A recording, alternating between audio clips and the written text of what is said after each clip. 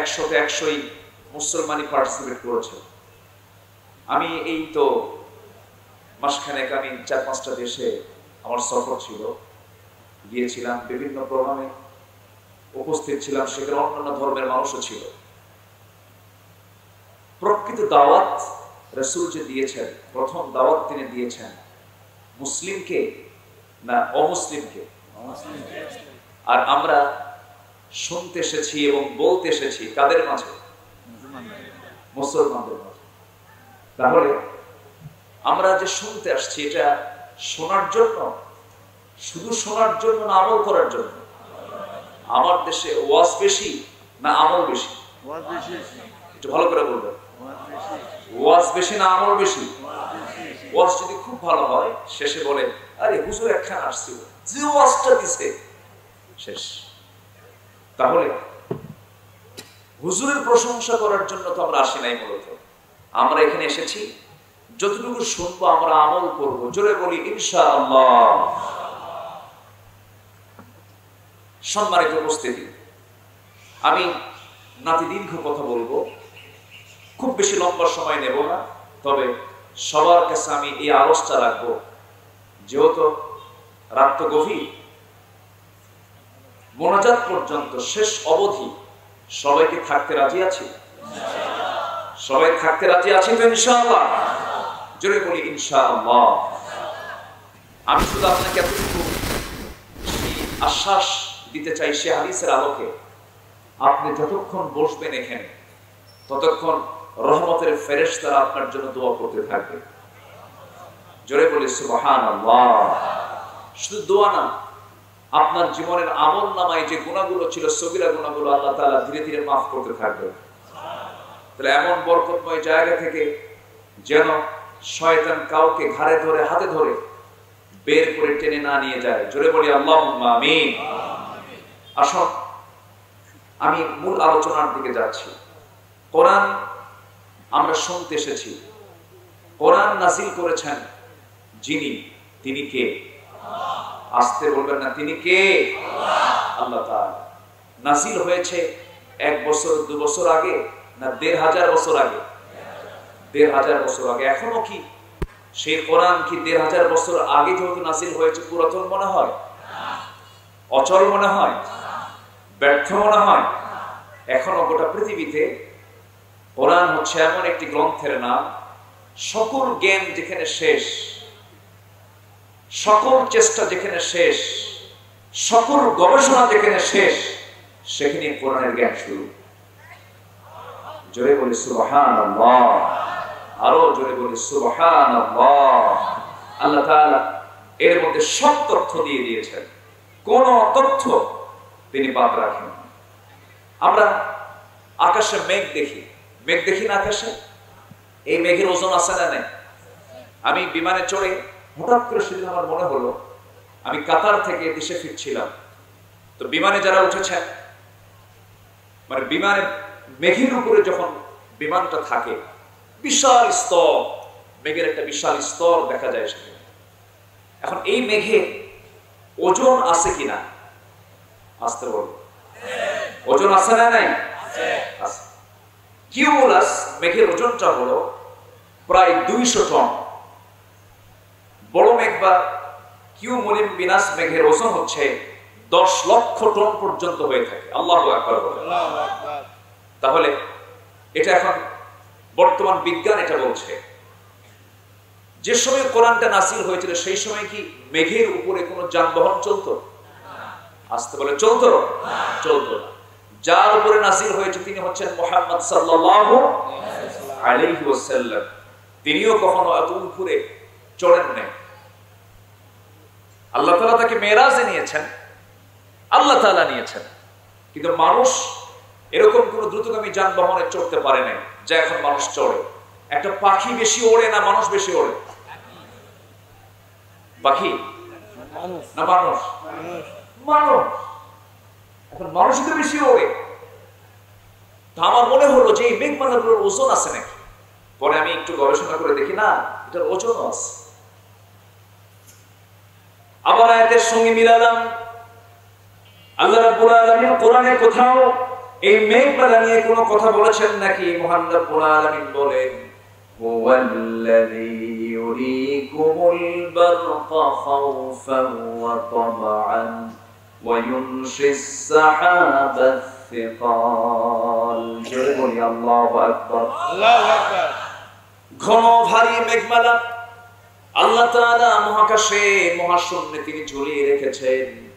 আল্লাহ রাব্বুল আলামিন বলছেন বান্দারে আকাশে তুমি যা দেখতে পাও, জমিনে যা দেখতে পাও, সমুদ্র বক্ষে তুমি যা দেখতে পাও, তোমার চোখের সামনে যা কিছু তুমি দেখো এবং তোমার আড়ালে যা কিছু আছে, এই সকল সৃষ্টি আমি কারোর জন্য সৃষ্টি করি নাই বান্দা, আমি তোমার জন্য একমাত্র সৃষ্টি করেছি। জোরে বলি সুবহানাল্লাহ।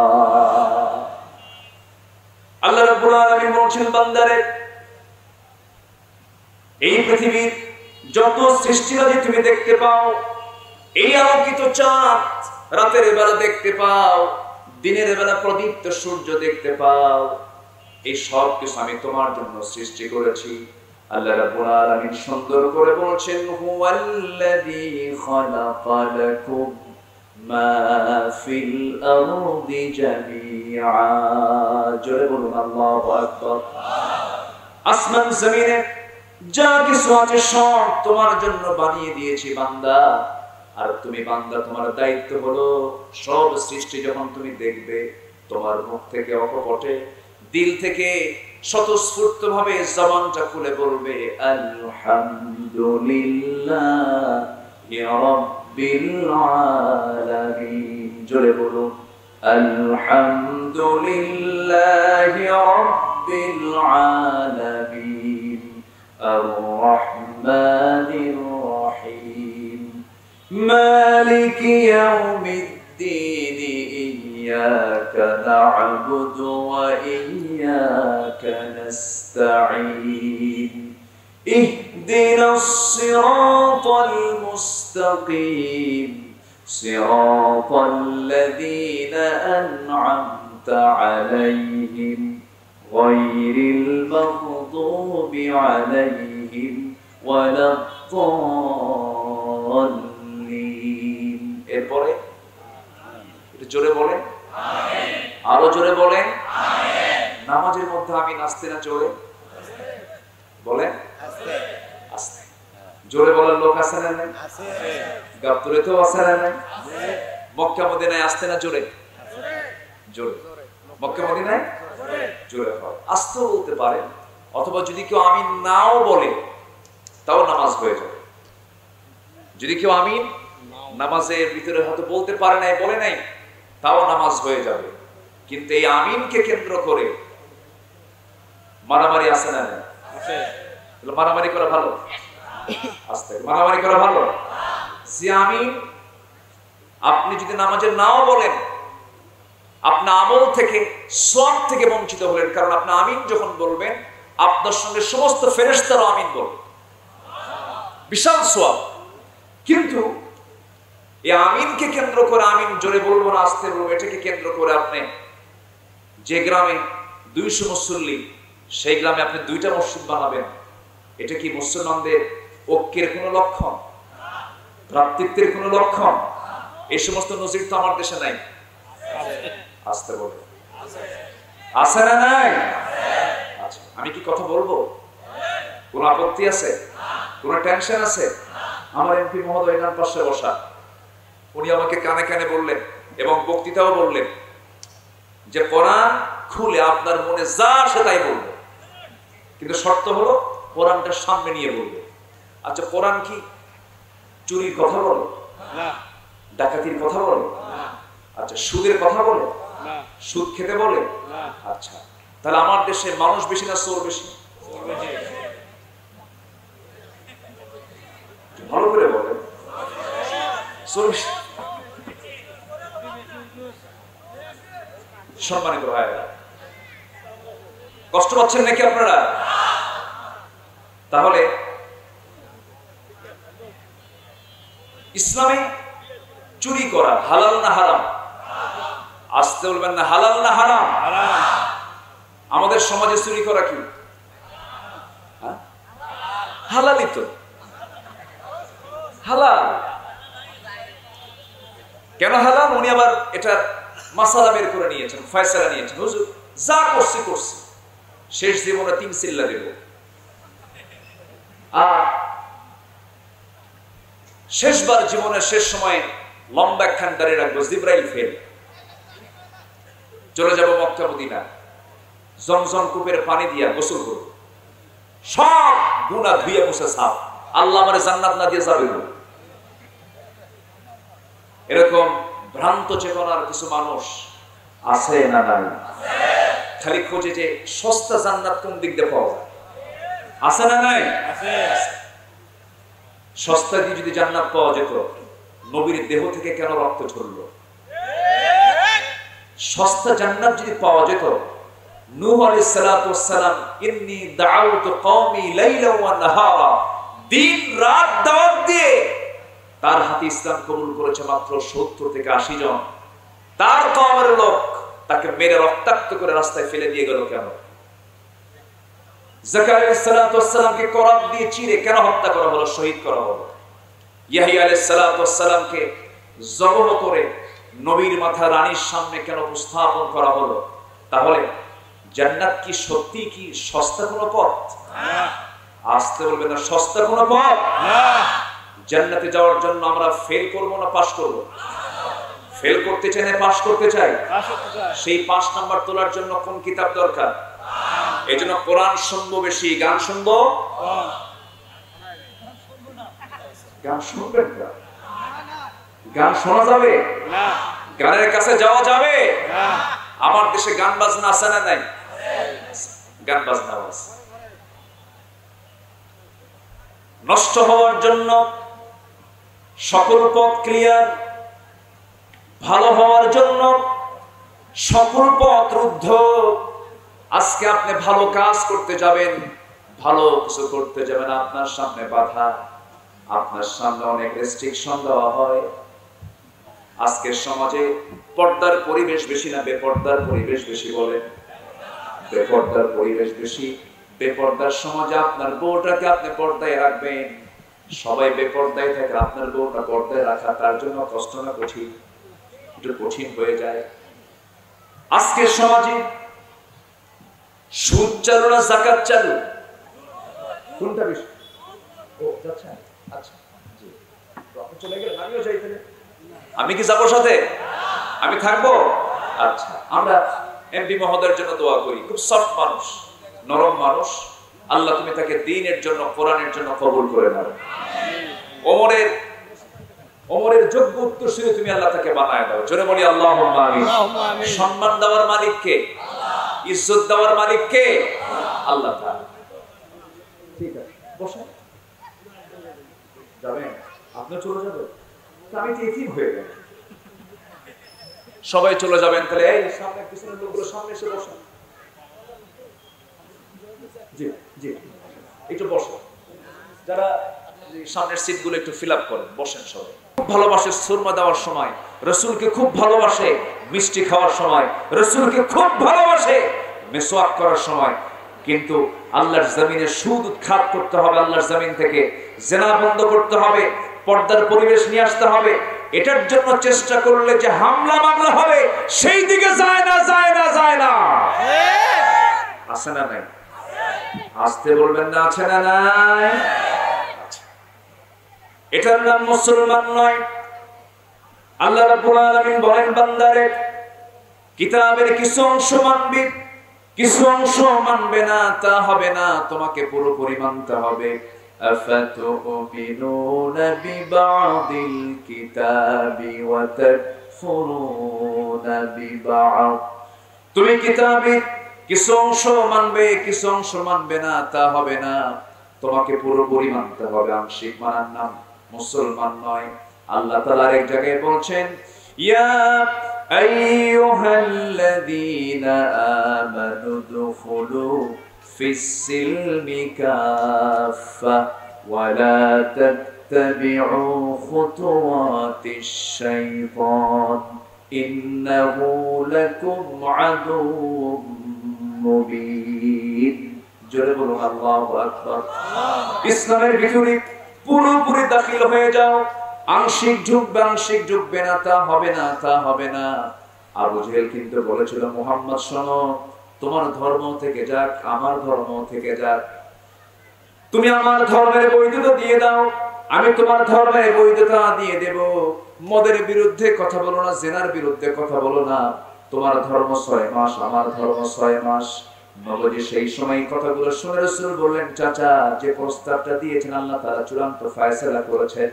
যারা পারেন ঠোঁট মিলিয়ে আমার সঙ্গে জোর গলায় সবাই বলেন, ওয়ালা আনতুম আবিদুনা মা আ'বুদ ওয়ালা আনা আবিদুম মা আবাদতুম ওয়ালা আনতুম আবিদুনা মা আ'বুদ লাকুম দীনুকুম ওয়ালিয়া দীন। জোরে বলুন আল্লাহু আকবার।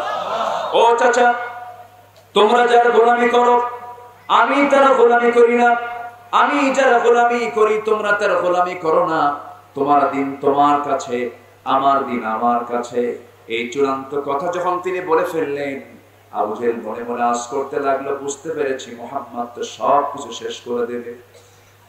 সুদের কারবার থাকবে না, জেনার কারবার থাকবে না, মদের বোতল থাকবে না। এত পরিমাণ মদ্যপান করতো কুরাইশরা, এত পরিমাণ মদ্যপান করতো যে পানির চাইতে মদ তারা বেশি খেত। এমন একটা সমাজ, এমন নবীজির জন্ম হলো, নবীজি সেই সমাজকে সেই জায়গা থেকে তুলে নিয়ে আসার জন্য যে চেষ্টা করেছেন, নিজের চেষ্টা না, কোরআন দিয়া। কি দিয়া বলেন? সেই কোরআন আজও আছে না নাই? আসতে বলবেন না, আছে না নাই? আছে। কিন্তু কোরআন শুধু আছে কাগজের পাতায়, হাফেজের মাথায় মাথায়। কিন্তু শুধু কাগজের পাতায় থাকলে চলবে না, হাফেজের মাথায় থাকলে চলবে না, সমাজের পাতায় পাতায় থাকার দরকার আছে না নাই? আসতে বলবেন না, আছে না নাই? আজকে যদি কোরআনটা সমাজের পাতায় পাতায় থাকতো, আজকে যদি কোরআন যদি সমাজের পাতায় পাতায় থাকতো, আজকে নবীর বিরুদ্ধে কথা বলে বুক উঁচু করে আমার দেশের কিছু কুলাঙ্গার আছে না নাই? এক cricketer, junior cricketer Tanzim Sakib, সে সম্প্রতি একটা স্ট্যাটাসে সে একটা কথা উপস্থাপন করেছে। সে বলেছে ফ্রি মিক্সিং, যেটা অর্থাৎ ইউনিভার্সিটিতে পড়ুয়া যে সমস্ত ছাত্রছাত্রী যারা ফ্রি মিক্সিং করে, অর্থাৎ নারী পুরুষ অবাধ মেলামেশা, আছে না নাই? আসতে বলে, আছে না নাই? আচ্ছা, এই যে ফ্রি মিক্সিংটা করে, যারা ফ্রি মিক্সিং করে, এমন জাতীয় কোনো মেয়েকে যদি কেউ বিয়ে করে, অন্তত সে একটা আদর্শ মা উপহার দিতে পারবে না। কথাটা কি ব্যাঠিক না সঠিক? ব্যাঠিক না সঠিক? সঠিক। অথচ সেই জাতীয় কথা কেন বলেছে? এমন জাতীয় কথা তার মুখ থেকে কেন বের হলো? তাকে মৌলবাদী বানানোর চেষ্টা করা হচ্ছে। যদি এই কথা বলাটা যদি অপরাধ হয়, তারা কোরআনের বিরুদ্ধে কথা বলেছে। ঠিক কিনা বলেন? কোরআন মেয়েদেরকে উলঙ্গ থাকতে বলে না, ঢাকতে বলে। আমরা আমাদের মা বোনদের ইজ্জত রক্ষার্থে তাদেরকে উলঙ্গ রাখবো না ঢেকে রাখবো? উলঙ্গ রাখবো না ঢেকে রাখবো? ঢেকে রাখবো। এটাই তো কোরআনের কথা, হাদিসের কথা, নবীদের কথা, মুসলমানদের কথা। সম্মানিত ভাইরা, আবার ঢাকা ইউনিভার্সিটির এক প্রফেসর, উনি মন্তব্য করেছেন, ইউনিভার্সিটিতে পড়তে আসলে কোনো নেকাব, কোনো হিজাব, কোনো বোরকা পরার দরকার নাই। কারণ ছাত্রীরা হচ্ছে শিক্ষকদের কাছে মেয়ের মতো। ছাত্রী তো অনেক সময় পাত্রী হয়। এরকম নজির তো গাবতলী নাই, বগুড়ায় নাই, সিরাজগঞ্জে নাই, পাবনায় নাই, ঢাকাতে নাই। মানুষ আছে যেখানে এমন নজিরও সেখানে। তাহলে শিক্ষকের কাছে যদি ছাত্রী যদি মেয়ের মতো হয়, তাহলে পাত্রী হয় কেন? আবার আল্লাহ তাআলা যে বিধান দিয়েছেন, 14 জন পুরুষ ছাড়া বাকি পৃথিবীর সকলের সঙ্গে পর্দা করা প্রত্যেকটা মহিলার জন্য সুন্নত না ফরজ? সুন্নত না ফরজ? এই বিধান কে দিয়েছেন? এই বিধানের বিরুদ্ধে যারা কথা বলে, আমি হলফ করে বলতে পারি তাদের জন্ম ঠিক নাই। তারা যার সন্তান ছাড়া এমন জাতীয় মন্তব্য করতে পারে না। সম্মানিত ভাইরা, সম্মানিত বন্ধুগণ, আজকে সমাজে বিয়ে বেশি না জেনা বেশি? আসতে বলো, বিয়ে বেশি না জেনা বেশি? আচ্ছা, আজকের যুবকদের বয়ফ্রেন্ড বেশি না গার্লফ্রেন্ড বেশি? দেখছেন মুস্কি মুস্কে বার হাসিও দেয়। হুজুর জায়গা মতো হাত দিলেন। গার্লফ্রেন্ড একজন মানুষের জীবনে একজনই হতে পারে, সে হচ্ছে তার বৈধ স্ত্রী। এছাড়া গার্লফ্রেন্ড যার থাকবে সে কখনো প্রকৃত চরিত্রবান মানুষ হতে পারে। গার্লফ্রেন্ড কয়জন হবে? সে কে? অন্যের বউ না নিজের বউ? হ্যাঁ, এটা চিন্তা করে বলে নিতে। নিজের বউ হতে হবে গার্লফ্রেন্ড, বয়ফ্রেন্ড। কিন্তু আজকের সমাজ কত নোংরার দিকে চলে গেছে। আজকে এই মুসলমানদের ঈমানকে ধ্বংস করার জন্য বিশাল ষড়যন্ত্র ইহুদি খ্রিস্টানরা করছে। আজকে গোটা পৃথিবীতে মুসলমানদের তাহজিব তামাদ্দুনকে নষ্ট করার জন্য ইহুদি খ্রিস্টানদের সবচেয়ে বড় এজেন্ডা হলো মুসলিম পরিবারের মেয়েদেরকে উলঙ্গ করে রাস্তায় বের করে দাও। আজকে মুসলিম পরিবারের মেয়েরা আজকে তাদের গায়ে কাপড় চোপড় রাখছে? আজকে কাপড় চোপড় রাখছে? আমরা স্বাধীন হয়েছে ৭১-এ। আজকে কোন সাল বলেন? আজকে কোন সাল? ২৩ সাল। কত বছর হলো বলেন? হ্যাঁ, ৫৩ বছর। স্বাধীনতার ৫৩ বছর চলছে।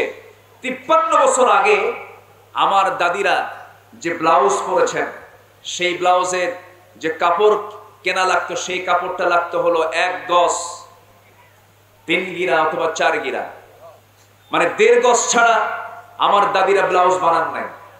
সেই ব্লাউজ এখনকার মেয়েরা যে বানায়, স্বাধীনতার ৫৪ বছর ৫৩ বছর এসে স্বাধীন হতে হতে ১ গজই বাদ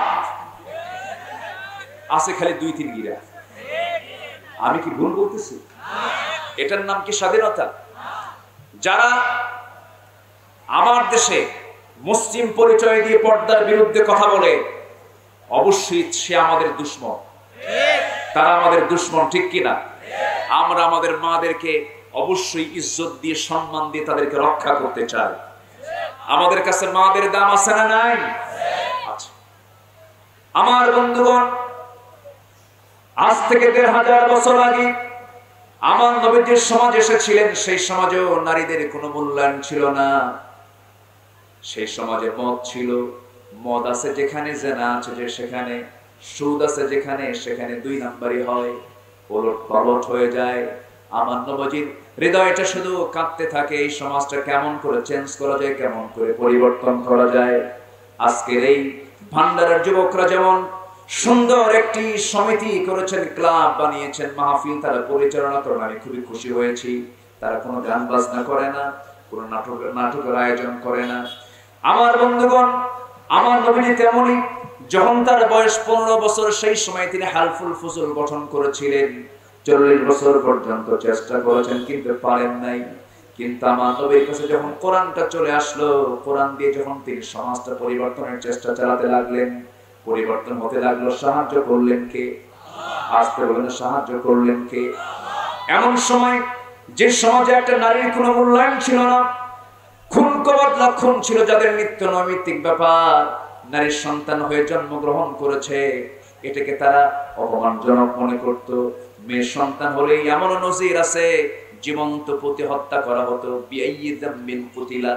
কোন অপরাধে এই সমস্ত নারী, এই সমস্ত শিশুদেরকে, মেয়েদেরকে হত্যা করা হয়েছে। নারী সন্তান কেন হলো? এই নারী সন্তান এতটুকুই দোষ, সেটাকে প্রমাণ করে তারা জীবন্ত পুঁতে হত্যা করেছে। আমার বন্ধুগণ, আমার নবীর সামনে একজন সাহাবী, সুন্দর চেহারা, এত সুন্দর উজ্জ্বল চেহারার একজন সুন্দর সাহাবী নবীর সামনে বসেছেন, ইসলাম কবুল করেছেন। ইসলাম কবুল করার পরে তিনি চোখের পানি ফেলে ফেলে বারবার কাঁদতেছেন। নবীজি তার চোখের পানি দেখি, কান্না দেখে বলছেন, সাহাবী আমার, দিন কবুল করেছো, বাপ-দাদার ধর্মটা ছেড়েছো বুঝে এই জন্যই তুমি কান্নাকাটি করছো? না হুজুর, আমি এই জন্য কান্দি না। তোমার কান্না করার কারণ কি হুজুর? আমি কান্না করছি একমাত্র কারণ হলো হুজুর, ইসলাম তো কবুল করেছে, আপনি বলেছেন সমস্ত গুনাহগুলো মাফ হয়ে গেছে, কিন্তু আমার মন বলছে আমার জীবনের সকল গুনাহ মাফ হলো, মনে হয় একটা গুনাহ আল্লাহ তাআলা আমার মাফ করবেন না, সেটা হলো এমন একটা গুনাহ, সেই গুনাহটা হলো হুজুর আপনি যদি শুনতে চান আমি আপনাকে শোনায় দেব। রাসূল বললেন কি গুনাহ করেছো বলো হুজুর। আমি আমার শিরকিয়াতের কারণে, জাহালাতের কারণে, সমাজের কারণে আমি আমার নিজের ঔরসজাত সন্তান, কলিজার টুকরা মেয়ের সন্তানকে জীবন্ত পুঁতে হত্যা করেছি। রাসূল বলেন সাহাবী শুধু শুনেছি কিন্তু আমি কারো মুখ থেকে সরাসরি শুনি নাই, তুমি আজকে আমার একটু শোনাও। নবীজি তাকে সামনে আস্তে করে বসায় দিলেন, বসায় দিয়ে বলছেন সাহাবী কেমন করে মেরেছো হুজুর। সন্তান আমার স্ত্রী গর্ভে আসলো, সন্তানের পেটের ভিতরে সন্তানটার বয়স 6 মাস হলো। আমার স্ত্রীকে তার মায়ের বাড়ি পাঠায় দেওয়ার পূর্বে জানিয়ে দিলাম শোনো সন্তান যদি ছেলে হয় জীবন্ত সন্তানটা নিয়ে চলে আসবে, মৃত হলে সন্তানকে জীবন্ত পুঁতে হত্যা করবে। পাঠায় দিলাম, সন্তান ডেলিভারি হয়েছে কিন্তু সন্তানটা যে মেয়ে হয়েছে আমাকে বলা হলো না, সন্তানটা মৃত হয়েছে আমাকে জানানো হলো। কিন্তু আমার স্ত্রী সন্তানটাকে না মেরে আমার চোখের আড়ালে বড় করতে লাগলো। 3 থেকে 4 বছর হয়ে গেছে, 5 বছর 6 বছর যখন পূর্ণ হয়ে গেল কোনোদিন আমি তাকে দেখি নাই। হঠাৎ করে আমার সামনে একদিন আমার দৃষ্টিগোচর হলো, আমার মতো রূপ, আমার মতো হাত, আমার মতো পা, আমার মতো চেহারা, ফুটফুটে সুন্দর চেহারা। আমি চট করে তার হাতটা চেপে ধরে তার দিকে তাকায় থেকে বলছি সত্যি করে বলো তো তোমার বাড়িটা কোথায়। আমি আমার স্ত্রীর কাছে নিয়ে আসলাম, স্ত্রীর কাছে নিয়ে এসে বলছি স্ত্রী সত্যি করে বলো তো এই সন্তানটা কার সন্তান। আমার স্ত্রী সেই সময় কাঁপতে কাঁপতে সব সত্য যখন বলে ফেলেছে আমি কিছুই বললাম না, টেকনিক করলাম, কৌশল আটালাম, একটা ফোন দিয়ে আটালাম। সন্তানকে অভিনয় করে কোলের মধ্যে উঠায় নিয়ে আদর করছে, সন্তানটা দারুণ খুশি হয়ে গেছে। আমি আমার স্ত্রীকে বললাম শোনো আমার স্ত্রী সন্তানটাকে সুন্দর করে সাজিয়ে দাও, গুছিয়ে দাও, আমি ওকে নানির বাড়িতে নিয়ে যাব, নানির বাড়িতে বেড়াতে নিয়ে যাব। সন্তানটা আমার দারুণ খুশি হয়ে দৌড় মেরে আমার কোলের মধ্যে এসে আমার গালে চুমা খায়, কপালে চুমা খায়। সন্তানটা আমাকে দারুণ ভাবে মহব্বত করতে থাকে। কিন্তু আমার ভিতরে আমি ফোন দিয়ে আটালাম, রওনা দিলাম, সুন্দর কাপড় তাকে সাজিয়ে দিল, গুছিয়ে দিল, নারীর বাড়ির দিকে রওনা করলাম। সেই দিকে না গিয়ে সামনে একটা জঙ্গল পেলাম, জঙ্গল পার হয়ে গেলাম। ঠিক দুপুরবেলা হাতের মধ্যে কোদাল নিয়ে মাটি খনন করতে লাগলাম। আমার শরীর থেকে ঘাম ঝরতেছে। মেয়েটা বারবার বলে বাবা নানির বাড়ি কখন যাবে, নানির বাড়ি কখন যাবে। কিচ্ছু বললাম না, কোনো জবাব দিলাম না। আমি যখন কোদাল দিয়ে যখন মাটি খনন করছিলাম দুপুরবেলা প্রচন্ড রোদ, আমার শরীর থেকে ঘাম ঝরতেছিল। আর সেই ছোট্ট মেয়েটা হুজুর গামছা দিয়ে আমার সেই ঘামগুলো বারবার মুছে মুছে দেয়, বারবার মুছে মুছে দেয়। আমি কোদাল মারতেছি, গর্ত খনন করছি, আমার দাড়ির ভিতরে ছিটকে এসে মাটিগুলো পড়তেছে। আমার মেয়েটা কুচি হাত দিয়ে খেলাল করে করে আমার দাড়িতে লেগে থাকে সেই মাটিগুলো সরায় সরায় দেয় আর বলে আব্বা নানির বাড়ি কখন যাবে। কিচ্ছু বললাম না। গর্ত খনন যখন শেষ হয়ে গেল মেয়েটাকে আস্তে করে বললাম মা দেখো তো গর্ত খননটা কেমন হয়েছে। আমার মেয়েটা আস্তে করে সরল মন নিয়া সরলতা দেখিয়ে মেয়েটা গর্তের কাছে চলে আসলো। উপর হয়ে যখন গর্তের ভিতরের দিকে যখন তাকাতে নিয়েছে পিছন দিকে আমি চলে আসলাম। চোখ বন্ধ করে আমি এমন জোরে ধাক্কা মারলাম আস্তে করে সন্তানটা উপর হয়ে পড়ে গেল, চিত হয়ে দুইটা হাত এক জায়গায় করে বলছে বাবা আমার মার মুখে অনেক কথা শুনেছি, আজকে সত্যি সত্যি বুঝতে পেরেছি তুমি আমাকে আজকে কেন এই জায়গায় ফেলে দিয়েছো, আমাকে তুমি মেরে ফেলতে চাও। বাবা আমি তোমার কাছে আজকে প্রাণ ভিক্ষা চাচ্ছি, একটা বারের জন্য আজকে তুমি আমাকে প্রাণ ভিক্ষা দিয়ে দাও, প্রয়োজনে ভিক্ষা করে খাবো কিন্তু তোমার সামনে আমার চেহারা আমি কখনো দেখাবো না।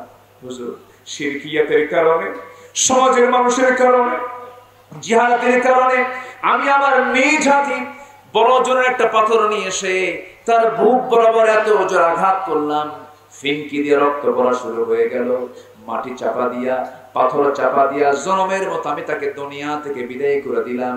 নবীর সামনে যখন ওই সাহাবী বর্ণনা করছিলেন, হাদিসের বর্ণনায় পাওয়া যায় নবীর চোখের কোনা বেয়ে বেয়ে টপ টপ করে পানি পড়ছিল আর বলছেন ও সাহাবী তুমি যে ভুলটা করেছো, আমি কোনোদিন এমন পাষাণহীন এমন হৃদয়হীন কোনোদিন কথা আমি কারো মুখ থেকে শুনি নাই। তবে একটা কথা জেনে রেখে দিতে হাইয়া কালবি, এই যে ভুলটা তুমি করেছো, দিন যে গ্রহণ করেছো, দিন যে মেনে নিয়েছো, আল্লাহ তাআলা তোমার এই গুনাহটাও তোমার জীবন থেকে মুছে দিয়েছেন। জোরে কোন সুবহানাল্লাহ। সেই যুগে আমার নবীজি চারটা মেয়ের বাপ, কয়টা? 4টা মেয়ের বাপ। আল্লাহ তাআলা তাকে 4টা মেয়ের সন্তান দিয়েছেন, 4টা ছেলের সন্তানও দিয়েছিলেন। সেই চারজন সন্তানই দুনিয়া থেকে ছোট্টবেলায় দুনিয়া থেকে বিদায় নিয়েছেন। মা কানা মুহাম্মাদুন আবা আহাদিম মির রিজালিকুম ওয়ালাকিন রাসূলুল্লাহ। যে আয়াতটা আমি তেলাওয়াত দিয়ে শুরু করেছি, আল্লাহ তাআলা বলছেন তোমাদের নবী মুহাম্মদ সাল্লাল্লাহু আলাইহি ওয়াসাল্লাম তিনি ছেলের সন্তানের তিনি জনক নন, তিনি মেয়েদের পিতা। কাদের পিতা? আসতে বলবে না কাদের পিতা। মেয়ের সন্তান হলে পরে আমরা বেজার হব না খুশি হব? দেখেন আস্তে আস্তে কয়। কিন্তু আজকের সমাজে অধিকাংশ মেয়ের সন্তান হলে পরে খুশি হয় না বেজার হয়। হ্যাঁ, এলাকায় কি হয়? খুশি হয় না বেজার হয়? বেজার হয়। মেয়ের সন্তান হলে পরে আওয়াজ নাই, মিষ্টি নাই, কিচ্ছু নাই। আর যদি ছেলে সন্তান হয় অবস্থায় অন্যরকম, মিষ্টি শর্ট পড়ে যায়। মেয়ের সন্তান হয়েছে, কি হয়েছে? মেয়ে মানে হার্ট স্ট্রোক করে এখনই পড়বে। আর যদি হয় ছেলে, কি হয়েছে? ছেলে মানে এখনই ও যৌতুকের প্ল্যানে আছে। আছে না নাই? আছে। অথচ আমার নবীজি মেয়ের বাপ না ছেলের বাপ? আমার মায়েরা খুব খুশি হচ্ছে, হুজুর অস্ত আমাদের পক্ষে আসতেছে। বলি আলহামদুলিল্লাহ, ওয়াজ আপনার পক্ষ না, ইসলাম আপনার পক্ষ নিয়েছে, কিন্তু আপনি ইসলামকে বাদ দিয়েছেন। আজকে সমাজে মেয়েরা যদি ইসলামকে মেনে চলতো 50% অপরাধ সমাজ থেকে দূর হয়ে যেত। ঠিক কিনা বলেন? কিন্তু অপরাধের সঙ্গে আজকে বেশি জড়িত পুরুষ মানুষ না মহিলা মানুষ? মহিলা মানুষ। আমার মা, মনক্ষুণ্ণ হওয়া যাবে না, বাস্তবতার কথাই বলছি আমি। আমার মা আজকে আপনাকে পণ্য সামগ্রী বানাচ্ছে, আপনাকে পণ্য সামগ্রীর মতো ব্যবহার করছে, অথচ ইসলাম বলছে, রাসূল বলেছেন, যার ঘরে 3টা মেয়ে তার জন্য পৃথক 3টা জান্নাত। জোরে কোন সুবহানাল্লাহ। সম্মানিত ভাইরা, এমন কোন হাদিস আমি পাই নাই যার ঘরে 3টা ছেলে আছে তার জন্য 3টা পৃথক জান্নাত আছে। এমন কোন হাদিস আছে? আচ্ছা, জান্নাত কোথায়? প্রশ্ন যদি আসে, হাদিস উত্তর দিচ্ছে, আল জান্নাতু তাহতা আকদামিল উম্মাহাত। মায়ের পায়ের নিচে, নারীর পায়ের নিচে জান্নাত। আর যদি বলা হয় পুরুষের পায়ের নিচে কি? জুতা। পুরুষের পায়ের নিচে কি? জুতা। তাহলে ইসলাম নারীকে ঠকাইছে না জিতাইছে? ঠকাইছে না জিতাইছে? সম্পদ ছেলে বেশি পায় না মেয়ে বেশি পায়? ভালো করে কোন পেস লাগাই দিছে, কিন্তু ছেলে বেশি পায় না মেয়ে বেশি পায়? ছেলে কোথায়? মেয়েরাই বেশি পায়। তারা পায় এক জায়গায় না একাধিক জায়গায়? একাধিক জায়গায়। আচ্ছা, আমাদের পুরুষ যারা, পুরুষদের আয়ও আছে, ব্যয় আছে না নাই? মেয়েদের আয় থাকলেও আসতে কয় ব্যয় নাই। আপনি যদি কোন টাকা পয়সা আপনার হয়তো সীমিত টাকা আছে, আপনার বউ যদি হাজারো কোটি টাকার মালিক হয়, আল্লাহ কি কইছে, ও দুনিয়ার সমস্ত বউ সমাজ স্বামীদেরকে খাওয়াও? আসছে? একটা আয়াত দেখান তো। স্ত্রীর মুখে খাবার তুলে দেওয়ার দায়িত্ব কার? স্বামী। তাহলে স্বামীর আয়ও আছে, ব্যয় আছে। আর নারী জাতি এমন জাতির নাম যার শুধু আয় হয়, আসতে কয় তার কোনো কি নাই? ব্যয় নাই। যার ব্যয় নাই তার সম্পদ কমে না বাড়ে? কমে না বাড়ে? বেড়ে যায়। মেয়েরা স্বামীর কাছ থেকে পায়, ছেলের কাছ থেকে পায়, মেয়ের কাছ থেকে পায়, বাবার কাছ থেকে পায়, মার কাছ থেকে পায়, ছেলেদের কাছ থেকে পায়। সবগুলো যোগ দিলে পুরুষের চাইতে বেশি হয়। আলহামদুলিল্লাহ বলো। এরপরও কয় ইসলাম মেয়েদেরকে ঠকাইছে, ইসলাম মেয়েদেরকে ঠকাইছে। তবে হ্যাঁ, বাবার সম্পদ ছেলে যদি পায় 2 বিঘা, মেয়ে পায় কয় বিঘা? 1 বিঘা। এটা কে দিয়েছেন? আসতে বলবেন না, কে দিয়েছেন? কেন দিয়েছেন? এটার অবশ্যই যৌক্তিকতা আছে না নাই? আছে। মেয়ে বিয়ে হওয়ার পর স্বামীর ঘরে চলে গেল, স্বামীর ঘরে সংসার হতেও পারে নাও পারে, তখন সে ফিরে আসবে কার ঘরে? বলেন কার ঘরে? বাবা নাই, বলেন কার কাছে? ভাইয়ের কাছে আসলো। তাহলে ভাইয়ের কাছে আসলে পরে ভাইও পেয়েছে 2 বিঘা, বোনও পেয়েছে 2 বিঘা। ভাই বলে ফেলবে, আমিও 2 বিঘার মালিক, তুইও 2 বিঘার মালিক, তোরটা তুই করে খা।